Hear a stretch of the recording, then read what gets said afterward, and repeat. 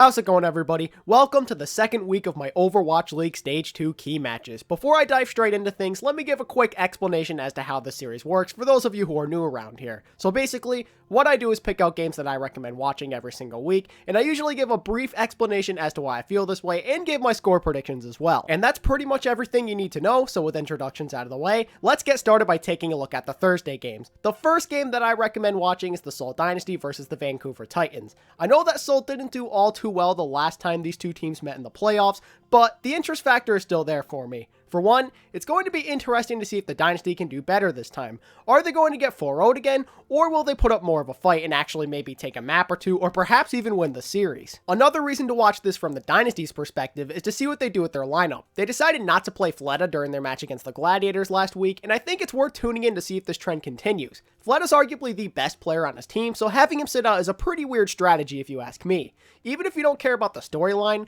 let's just say that Fleta does end up playing. Wouldn't it be fun to watch him potentially play some more DPS? He's basically just played Zarya, Brig, and Pharah so far. My prediction for this one is a 3-1 Vancouver victory. The Titans look good in their game against the Spark last week, and not many teams have been able to contest them very well yet. There's also the fact that the Titans just absolutely owned the Dynasty last time they played each other. The other game I recommend watching this Thursday is the Fusion and the Defiant. The Fusion went 1-1 in what looked to be a very inconsistent week 1. They lost 4-0 to New York, and they beat Florida 3-1. I'll be looking to see if the Fusion can fix this inconsistency issue by winning a second game in a row. When looking at this from Toronto's point of view, I think this is pretty important for them. Getting reverse swept can strongly impact a team's mentality moving forward, and I'm curious to see if they're able to bounce back and maintain their confidence. Look out for the flex support battle as well as the matchup between Carpe and I'm37. Neko versus Boombox should be a lot of fun to watch since both Zen players are around the same skill level, and I'm also interested to see if I'm37 can hold his own against a superstar like Carpe in a Widowmaker battle or just in a hits game battle in general.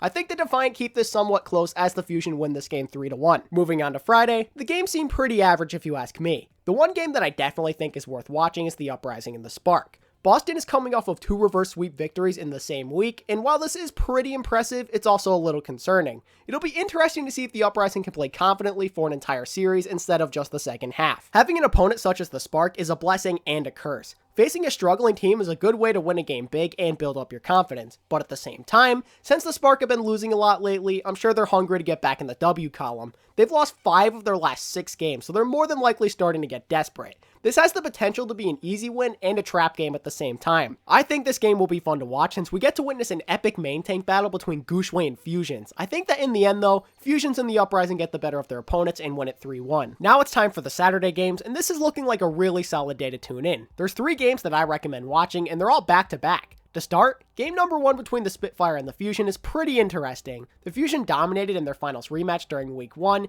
and I look forward to seeing if London can make things a bit more competitive this time around. If the Fusion can come out on top in this game and win their game against the Defiant this week, then they'll be sitting pretty at 3-1. Then of course there's the Spitfire. They managed to win both of their games last week, and they only look stronger as the week went on. A 3-0 start would be a great way to start off the stage and would most likely put them in a really good position to make stage playoffs. This is a really hard game to predict for me. Both teams tend to either play really well or really bad. You never know what you'll get with either of them.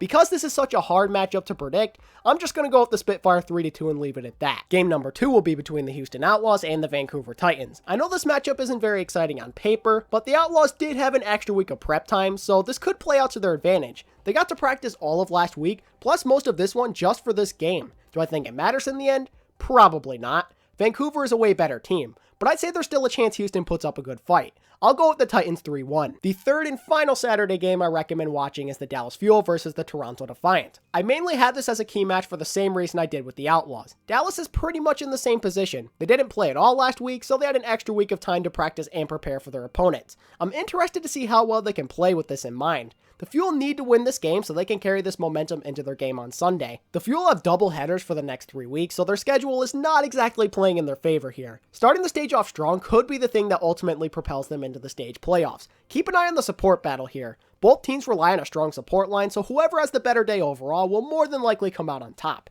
I think I'm going to go with the Fuel 4-0 here. I think all this extra prep time gives them a serious leg up. I don't see the Toronto Defiant being able to keep up here. And finally, we have Sunday's games. The first one I recommend watching is the one between the Dallas Fuel and the Paris Eternal. This is a pretty big week for the Fuel, as I already mentioned, so I'm going to mostly focus on the Eternal here. Last week was pretty up and down for them. They swept the Charge in what appeared to be an easy victory, but then got 4-0'd by the Hunters. It's hard to say if the Eternal are going to be good or not this stage. That's why I think it's important to watch them in order to find out. There's also a pretty interesting storyline in this one too. The Eternal recently parted ways with their former head coach Damon, and now he's the tank coach for the Fuel. This has the potential to be a revenge game. Who will get the last laugh, the Eternal or their former coach? I think this game ends up being pretty close, but I predict the Fuel to win this game 3-2. I think Dallas has the advantage, as I mentioned before with their other games, since they had the extra week to prepare for this matchup. Meanwhile, the Eternal were really busy practicing for 2 games they played in last week. And last, but certainly not least, my final key matchup for week 2 will be between the Valiant and the Gladiators. How could I not put this one on here? It's the battle for LA.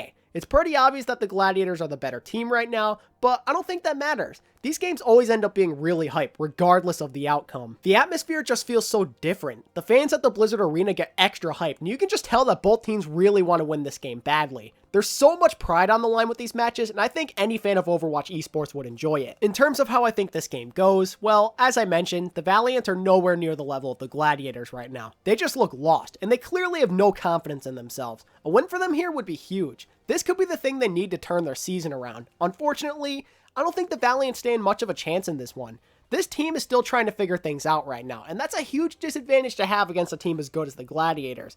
These guys have only looked stronger as the season has progressed. The Gladiators find themselves on a 4-game winning streak after a rough 1-4 start to the year, and I just don't see that hot streak coming to an end against a team as weak as the Valiant, which is why I'm picking the Gladiators to win the first Battle of LA 3-1. And that's all of them. Those are my must-watch matches coming into week 2. If you enjoyed today's content, then be sure to hit that like button and subscribe if you're new, and be sure to let me know what matches you're looking forward to watching this week as well down in the comment section. As always, thank you all so much for watching today's video, and until next time, this is ATP, signing out.